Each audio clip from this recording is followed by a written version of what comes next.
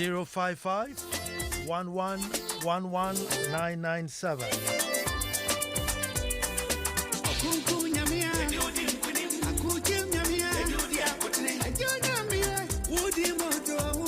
And it's a happy birthday to you, Yvonne Ekuyamuaye Boa, midwife on the 3rd floor of Kolebu.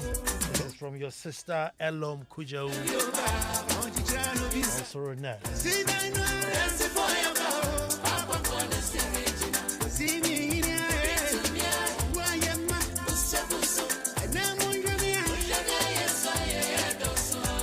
Benji in a Cropon, listening live.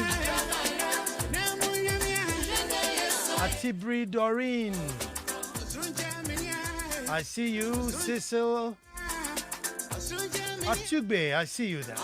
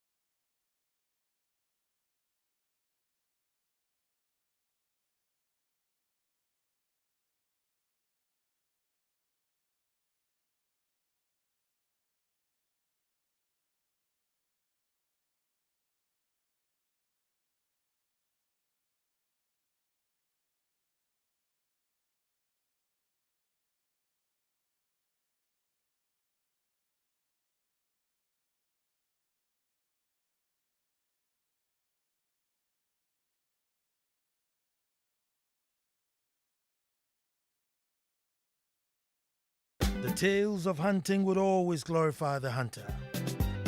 And I'll say that again.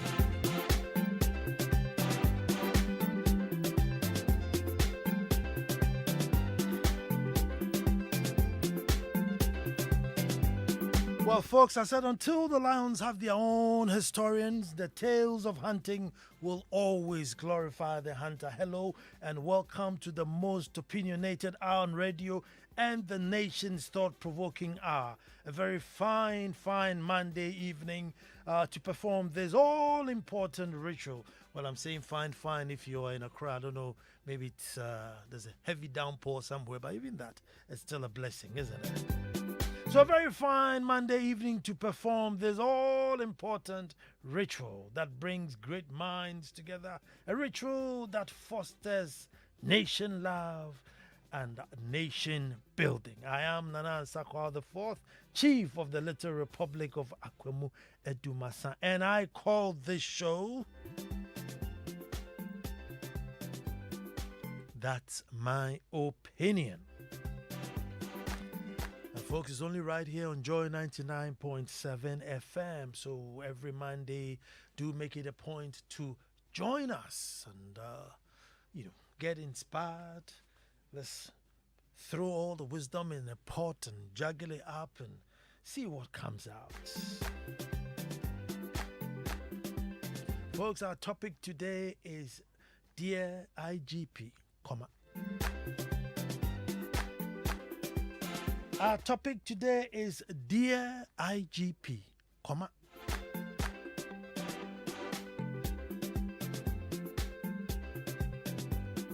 told you the simple topics normally generate the in-depth discussions, and I'll try and minimize my talking plenty so that we all chip in, because the issue about policing and IGP doesn't concern me alone, all of us, and I know that you'd want to come in there and chip in. Dear IGP, folks, but you see, before we even get to the letter writing bit, we are building a culture, a very strange and worrying as such, and it's not only in the capital cities, it just goes everywhere. It goes everywhere, sinks all the way down even to our rural villages. And soon, folks, the price to pay will be just too high. And this behavior seems to be in every facet of our existence, even in places where you least expect them. Religious houses. This dangerous culture shows up there. You go to a little village, just a small little shack, and this culture is there. You go to like big establishments, well-educated superpower establishments, and still it's there. As I said, you go to churches where there should be harmony, and it's there. And it's strange, folks. I don't know the history and the origins of it, but all I know is that it's here. And yes, I know by now you say, what is he talking about? Folks, I am talking about the culture of shooting down good people who want to make a difference in their place of work. The culture of shooting down good people who want to make a difference in their place of work. And sometimes it doesn't even matter. It could be a small apprenticeship where they're just learning how to sew. It could be a high office. It could be anything. And folks, very too often, when someone is put in an office, she decides that positive change should happen in this place. If they decide that they are not going to tolerate lateness, laziness, pilfering, if they demand increase in production efficiency, if they demand, fine finishing, they are quickly shut down. And guess what, folks? This is what makes it challenging. Huge challenge. Because we as a people, folks, we don't celebrate people with principles. That's your principles, we don't care. So if you stand your ground and get fired or get shut down, you're on your own. No more invitations. No more call to chair functions. No speaking engagement. No red carpets. Very little recognition. Very little airtime on radio and TV. Undi chairman view. Once upon a time, you go to church, you sat in the front. Now, when you go, they don't even want to know. Why? Because you stood your ground and wanted something right. And unfortunately, you lost the job and lost the privileges that comes with the job. And so you are on your own. The very people whom you were trying to protect the public purse for or get some efficiency in the system to protect, the very village, the very apprenticeship shop, the very hairdressing shop, the school that you decided to manage so that everybody, the very people who were supposed to benefit from that principle will not recognize you anymore. You are on your own. So when people are put in positions, they think of all these things and ask themselves, is Ghana for my mother?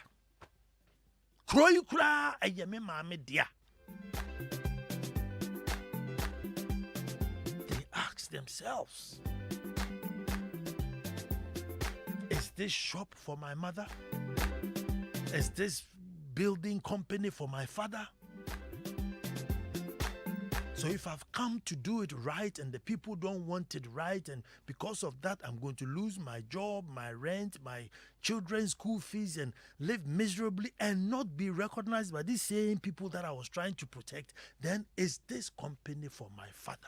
They ask themselves. They are only human. God bless PC Afiapori. Boy, oh boy, did he go through the mill.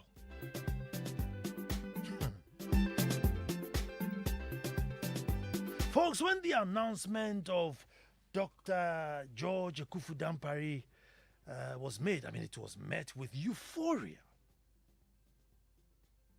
Well, in my lifetime, I don't know of any, maybe before me, but when I became aware of IGPs and what they do, I've never seen an IGP's name, met with such jubilation and excitement and happiness. Folks, even the police service, they were very happy. This is their man. Mr. Fair Play was now on the seat. And if you know Dampare, you would understand what firm and fair means. Efficiency and integrity. You can't take it away. But that is him, that man. Folks, now, fortunately or unfortunately, he's been appointed by the president to occupy a post which is not his. The question is, will we allow him to be the man he is while occupying the post as IGP? Or just like the good men who came before him in other places were shot down, are we going to shoot him down? That is the big question. Folks, people who demonstrate such virtue have not lasted long in their positions. People who come with a revolution saying that I want to leave a positive mark here have not lasted long in their position. So at the evening of this fine gentleman's career, he has to make that big decision as to whether Ghana is from his mother, or come what may, I will stick to my principles that brought me here in the first place. And as a chief, one of the things that I always say is that if I perish, I perish. Sometimes when I get to the crossroads and it is tough, all my elders, you look to the left and right, you don't get that support. Thank God for a good Queen Mother. She's always there for me. Thank God for a good Queen Mother. She's always there for me. But sometimes you look left and right and there's nobody. Then I'll tell my wife, Awu, you know something? If I perish, I perish. I will not budge. But guess what? The president did not appoint me. Nobody's going to vote for me in the next 4 years. So maybe it is easier for me to say. But here, there's a difference. So this is where, folks, you and I come in to find the middle ground, so that in spite of what we face and how the system is, we get the benefit out of it. Because whether we like it or not, today, you cannot just, emerge as an IGP. No, you get appointed. And that's what the system is. So where is the middle ground? So that in spite of all, we shall benefit. Now, the painful reality is that high political offenders whose parties are usually in power are very difficult to apprehend by any IGP. You can't go around arresting your boss's party people, but you can't get it. I mean, folks, there are even low-level political offenders, but maybe they be well-connected, have a godfather, and even they can prove a challenge in terms of arresting them or even apprehending them. Folks, even though we live to see that day where the law is unable to recognize people, even though we hope to see one day where the law is just blind and doesn't recognize, it's literally blind and deaf, can't see, can't hear. Until that day where the law has got Vision 2020 and amplified ears that can hear and see things, we must find the middle ground, live with the pain. Because apart from all these, there are still too many ills and indiscipline that has to be dealt with. There are too many ills and indiscipline that has to be dealt with. But before that can be done, there must be that confidence where the public would now build a bit more confidence in the police rather than the radio station. And I'll tell you one funny story. Once upon a time, radio station in Adabraka, right? There's a dead body. Now, next door to the radio station is the police station. Literally, the only thing dividing the radio station and the police station is just a fence wall. Directly opposite the police station, across the road, is a dead body. You won't believe it. People walk past the police station, come to the radio station, get in the lift to the 5th floor, and come and report that, guys, can you report that there's a dead body on the road? And you look out there, and the dead body is directly in the view of the police station's reception.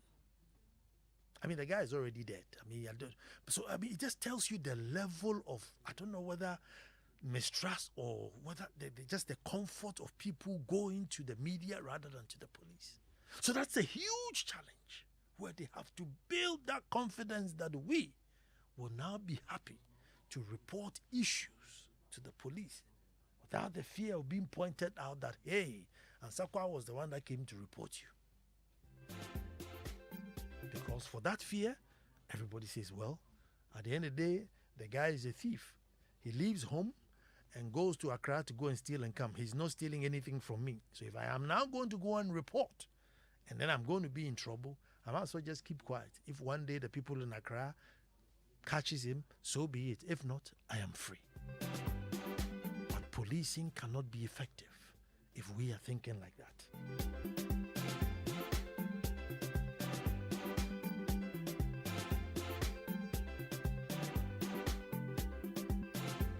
Folks, I was telling one policeman who was really excited, the name of Dr. Dampari being an IGP, just so excited. He said, he came, he said, all the police station and all the units, everybody, it's just like, they were so happy. So I asked, do you know how you can pay him back? And he says, no. I said, it means you have to work double hard. You can't turn up late. You can't be taking 1 CDs. You have to dress smart. You really need to police up to the hilt. That's the only way you help the guy back. You probably never meet him. Even if you meet him, probably be a parade. You won't get close. But if indeed you are excited that he's at the top, then it means you work hard. Do not jump into this culture where as soon as somebody comes and they are doing and bringing a fresh air and change, we all then say, hey, let's sweep the carpet from under his feet. And that's where we are now. That's where we are now. Folks, I don't know if it's a law. If something Laddie normally listens. It's bad of me. I should have called him before doing the show. Samson is on. I'm sure Martin is also on.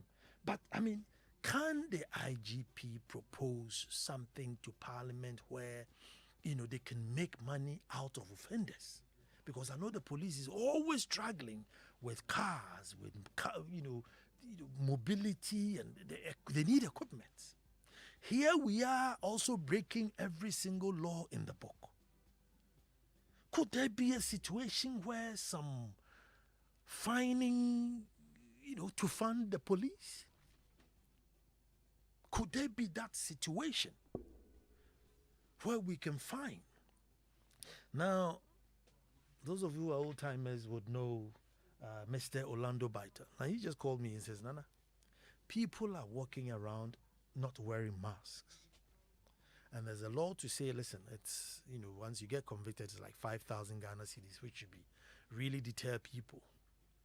So every policeman leaving the barracks should be handed over probably a box of masks. And, you go and sell it.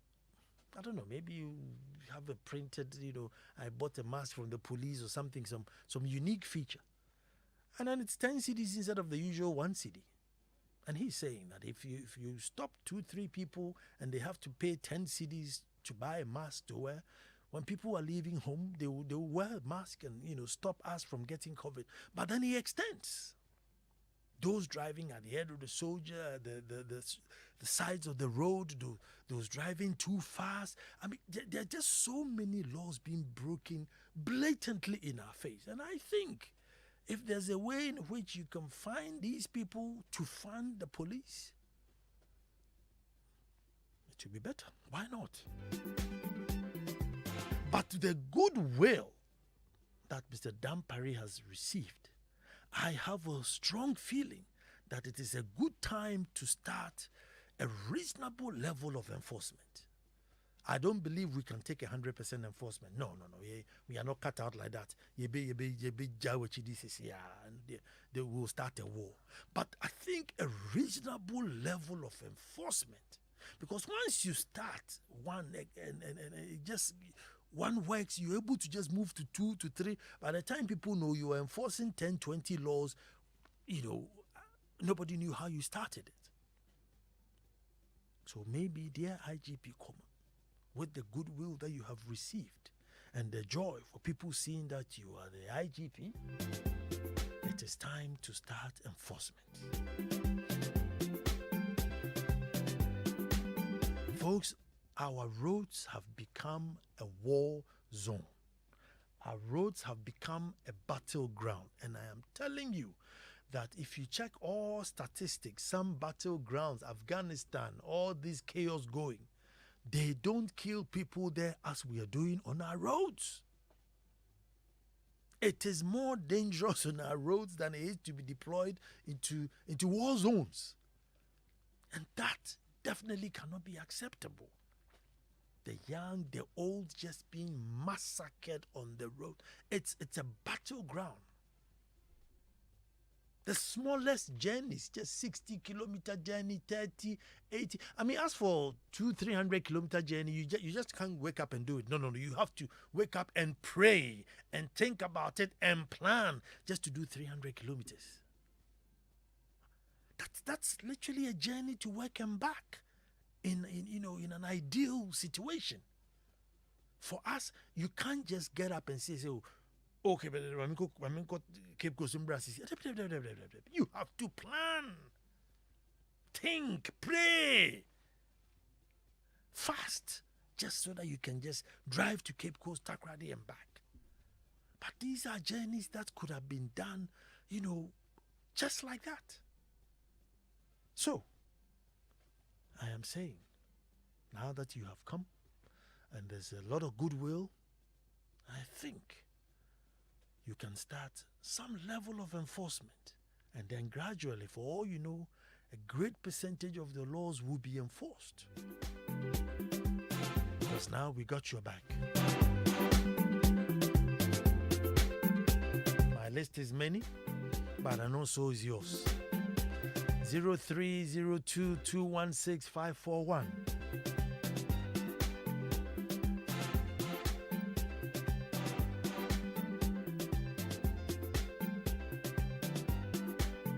0302216541.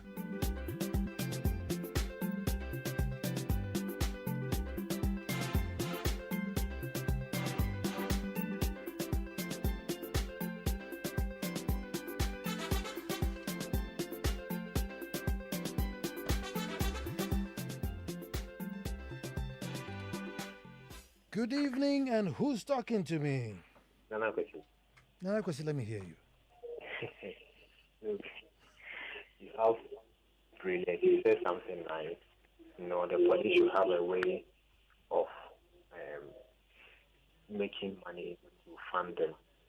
But Nana, me, when it comes to state money, I don't trust anybody who handles it because of precedents, which has been happening over and over and over. Now, loan cry, I any team crowd. It's me, it's me more contact. And it's happening now. It's not saying it's happening right now. Loan I contact, you need team. And look, it's me more contact. And people are walking free. Now, by your money. How much more money is being taken without booking or anything? Let's say they will even give a receipt for that. Even that one crowd. Me. So me, that one, I won't even buy into the idea at the first place because I know it won't serve its purpose. It won't, Anna. It won't. Look, me about this doing the right thing, and I see the simplest thing that I've been doing when I go out is putting plastic waste in my bag and dropping it off in a bin when I see it, or probably when I get home. And when I do just this simple thing, people are so surprised when they see me do it, and they are like, "Hey, you do why?" Because I didn't just drop it on the floor. I put it in my bag, pure water sachet, or maybe a drink bottle or something. Actually, we've done the wrong thing. It's become normal. So now doing the right thing, like it looks alien to us. Thank you very much. Thank you. I told you, Martin Pegbu was there straight to the assistant. He says, yes, Nana, part of the fines, but not the COVID-19 fines though. That should go to the, fighting COVID. But part of the regular fines can be made to go to the police. It says currently, for the offense of money laundering, when a person is convicted, there is a share of the fine among some stakeholders. Hello, who's talking to me? Nana. Yes, sir. I guess you were. Derek. Your own boy. I greet Derek. you back. Yes, sir. Yes, sir. Yes, sir. I miss you so much, my godfather. Same here. Let me hear you. Nana, I think the problem that we have here south of the Sahara, and I think that the most important country that is supposed to be standing out that tall is Ghana. So I keep asking myself, are we wobbling? We don't even know where we stand or what. The laws are there. The courage to implement it is our problem. But one thing that we can take away from Dr. Akufo Dampari is his own man. I've known this man since, I think, 1994, thereabout. I just went right through the ranks. I trust him. And he is walking the talk. If we watch him, just yesterday, 3 days ago, he was in Bangafu. And I think we all have to encourage him to walk on that path. He shouldn't rest. Thank you very much. We shouldn't ban our good people. 0302-216-541. Hello, who's talking to me? And good evening. I hope you're doing well. I'm doing well. I'm doing well. Ajima, let me hear you. Yes, of course. And now you are making serious points, but to me, you are adding the road accident, which is supposed to be a huge topic on its own. But let me summarize and see if I can make a meaningful point. And the issue of the IGP not being a man on its own is a bit controversial issue. We all normally hear order from above. The police personnel receive orders from the top, which reach the IGP. But in our country, sometimes it is speculated that the political gurus, give order to the IGP as at what to do, which I don't see it happening on the part of this current IGP. Secondly, when you look at the road accidents, I don't think we can pinpoint an NPP member who will be driving, then based on indiscipline, the police is not going to check on him or her. Because I can see that most of the police personnel are not disciplining themselves. Because, Nana, I was traveling with my boss to a certain place, and the driver who was driving at that time was caught overspeeding about 3 times, but money was taken from him. So the gun that they are holding to check overspeeding, which is the cause of many accidents on our roads, what is the use of it? You understand? So for that one, I would say that it is indiscipline out of some of the police personnel, which the IGP should rise up to check, because the road accidents that you are talking about, indiscipline, overspeeding, and wrongful overtaking. And they have the gun to check overspeeding, but how many people will face the law in the course of the year as compared to the number of people dying? So I think the IGP should wake up. But I don't think any political head is controlling him not to be a man of his own. Thank you very much. 0302216541. Hello, who's talking to me? Nana, please, this is Ansah. Let me hear you. Nana, please, this is your show. It is my opinion. Yeah. But let's celebrate to Nana Ansah Kwao. Nana, you are excellent. Amazing. But my question is, why is it the Ghanaian is the most efficient labor? Engineer, soldier, police, outside the service of Ghana. But whenever we come to our motherland to contribute our quota, our contribution is inefficient.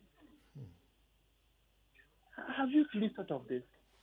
It's a very painful truth. Yes. Go to places like NASA. They will mention our own.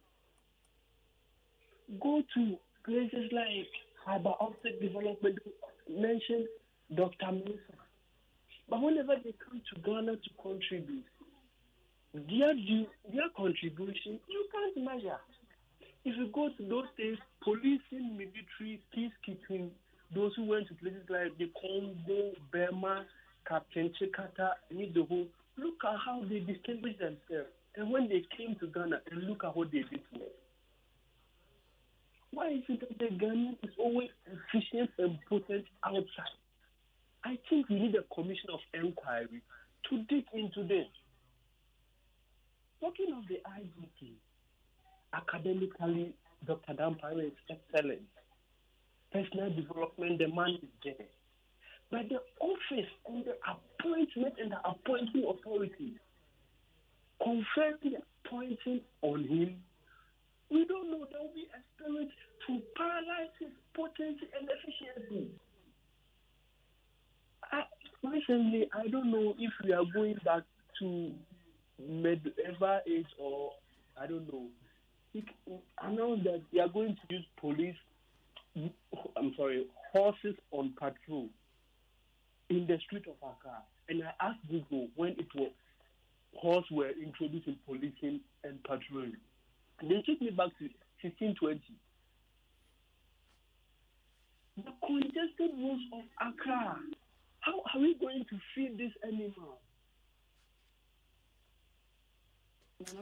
Thank you very much. I shouldn't be laughing, but thank you. I shouldn't be laughing, but yeah, the thoughts of it. Well, maybe the horses won't go to Makola where it's a bit busy. Maybe, around cantonments and stuff like that. Maybe the horses could, gallop around cantonments. It's not that busy. So we'll get a couple of places for the horses to go. Hello, who's talking to me? Yes, sir. Well, got that, Derek. Let me hear you. I was cut midway. Finish. That's okay, sir. My daddy. What I'm saying is, I think it's in discipline. And if we Ghanaians can just rise up, like always, when you keep stepping up to stand our ground, to do the right thing. If we should have about 10 people, 10 personalities like you, I think Ghana will move on. I'll take the credit. Thank you very much, but very, very flattering. 0302216541.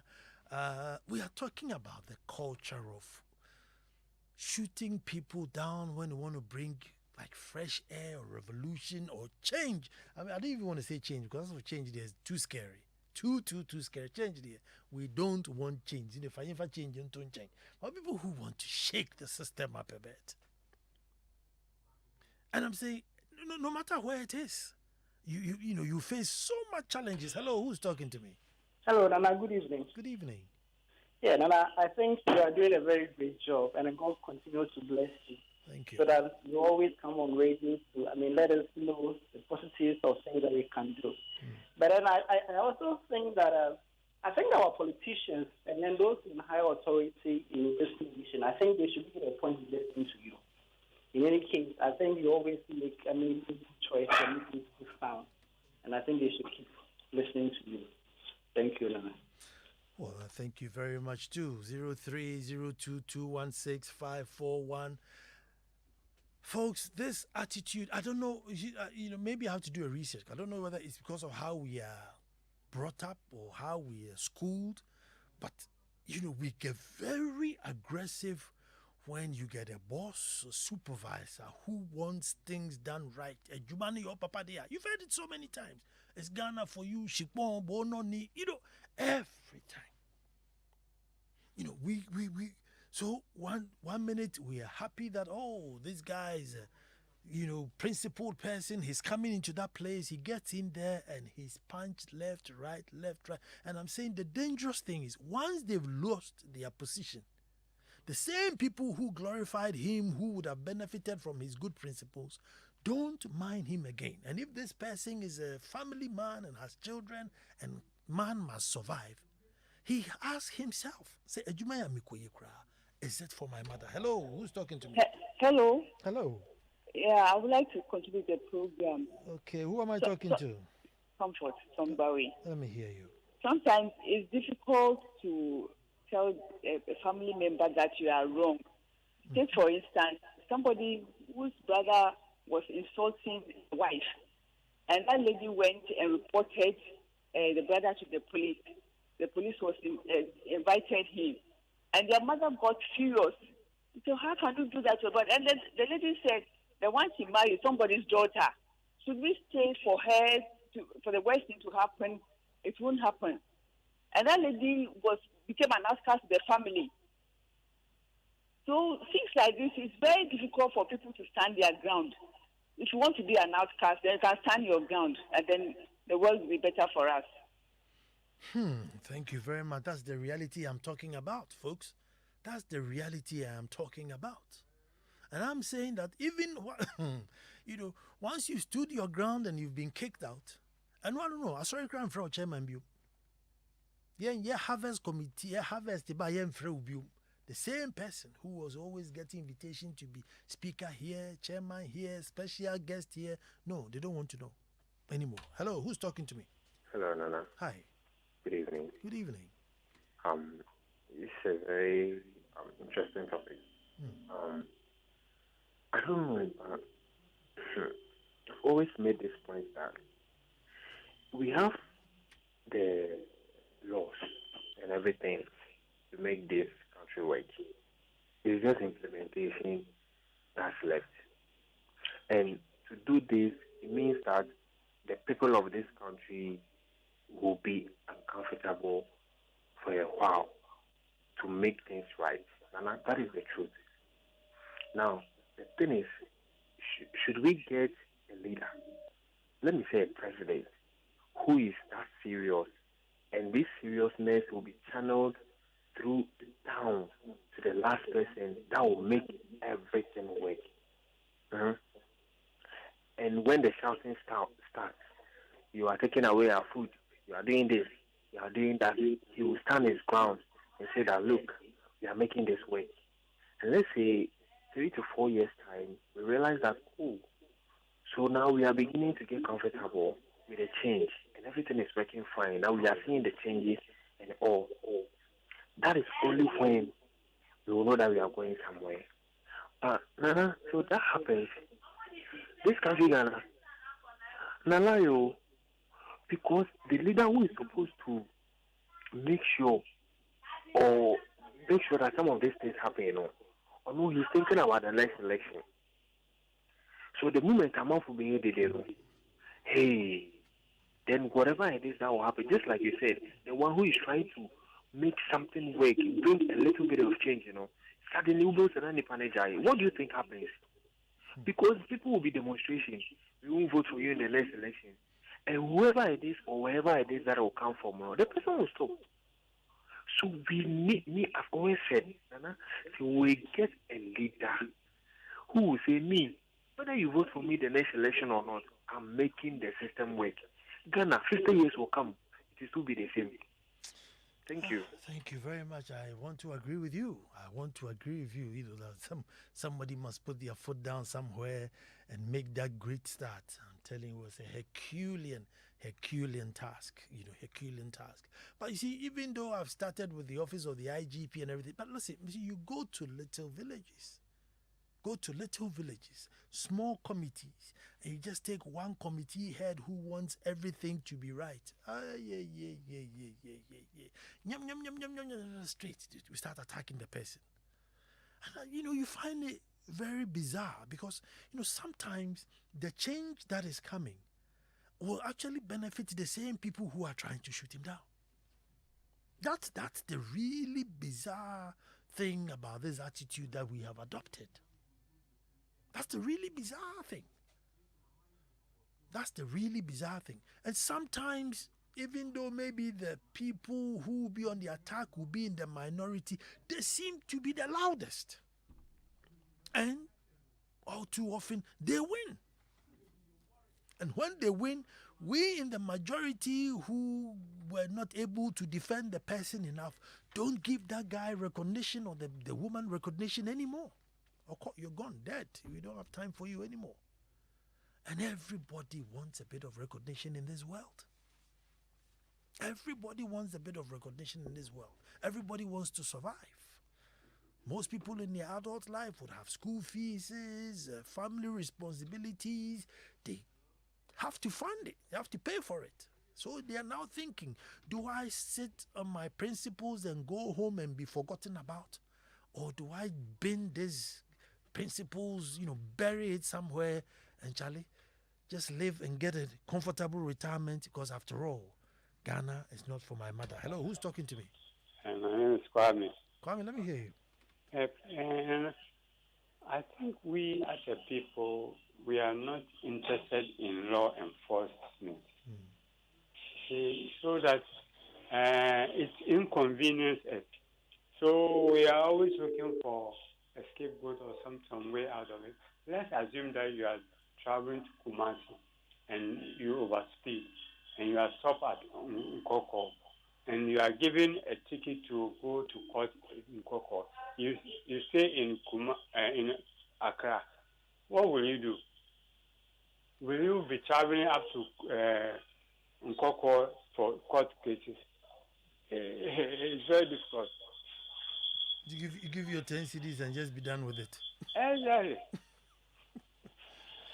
You see, it's not fair, but I kind of agree with you. Even if there was opportunity to come to court in Accra, you don't mind coming back to Accra and maybe going to face the judge and plead with the judge. But to go to Kumasi, come back to Accra, and then go back to Nkoko for a court case, it becomes very difficult.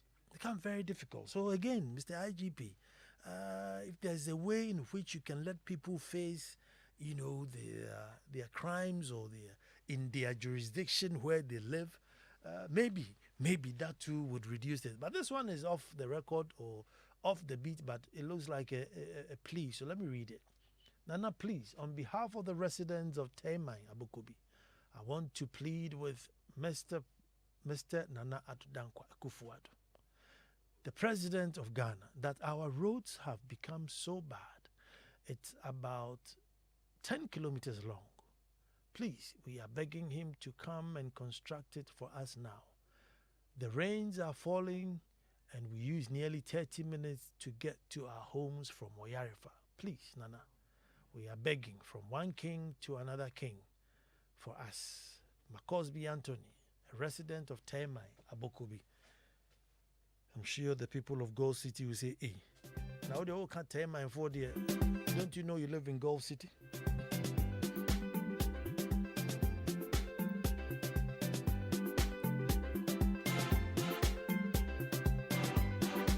So please, on behalf of all of us, let us not shoot down this good man, as we have all professed that he is a good man and indeed qualified to be in that position. He would definitely have to bring in changes and revolutions and enforcement. Let us not shoot him down, particularly those from the presidency, from the top, or as our instructions from above, particularly. Let this guy do his work so it may inspire others to know that, okay, hold on, you can have principles and hold high office. Hello, who's talking to me? Nana, this is Samuel. This is Sami, your son. What's in do? Yes, sir. Oh, my engineer one. Let me hear you. Thank you. Nana, it's good we are looking at the IGP. Mm-hmm. But unfortunately, Ghana is a huge place. It's a very big place. Mm. And so if you don't tackle it from the basic, mm-hmm. there's little this man can do. Yeah. And it's the problem of attitude with all of us, right from level 0 to 100. And so we need to look at ourselves more than the IGP himself. If you want a typical example, look at where they saw the wachi. I know you don't go and buy wachi, but if you go to where they sell wachi, you don't see any queue there. And somebody will come, instead of being on the queue, you say, oh, I just came in. Or he will even signal the one selling the wachi that he sell it to me. Then the wachi person will also sell. So it's a big problem in the country, which we all need to look into our attitudes and see how best to contain the country. Thank you. Thank you very much. That's a huge challenge because IE he's one man and he needs all eyes on the ground. And if the eyes on the ground haven't changed their attitude and don't want to report things and want to join and collaborate and abate, then we are all in trouble. But yes, Sami, I agree with you. It goes all the way down to the ground. Sami is from Edumasa. He's an engineer. It's a Republican engineer. Sami Otinedu.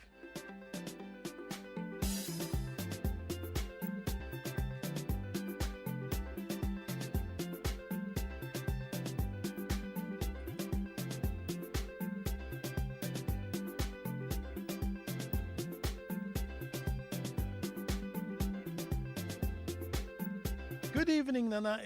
Isn't it ironical that every Ghanaian will blame somebody except him or herself when it comes to indiscipline in our society?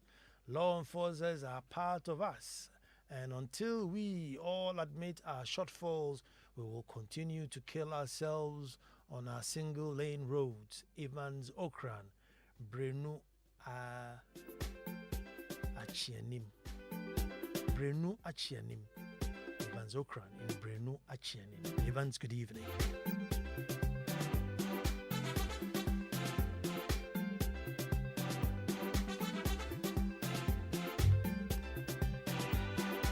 Well, Kofi Hayford has lined up the finest and the nicest of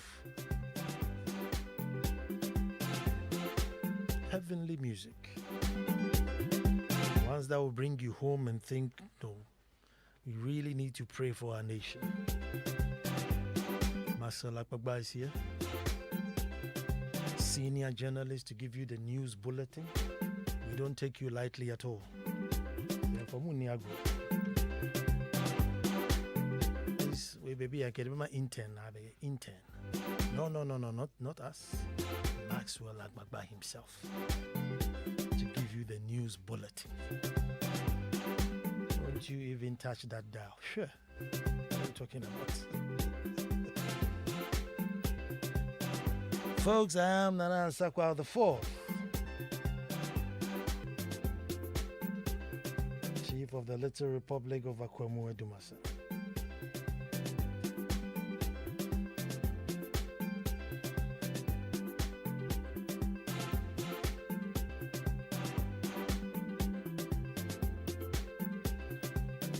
I say, until the lions have their own historians, the tales of hunting would always glorify the hunter.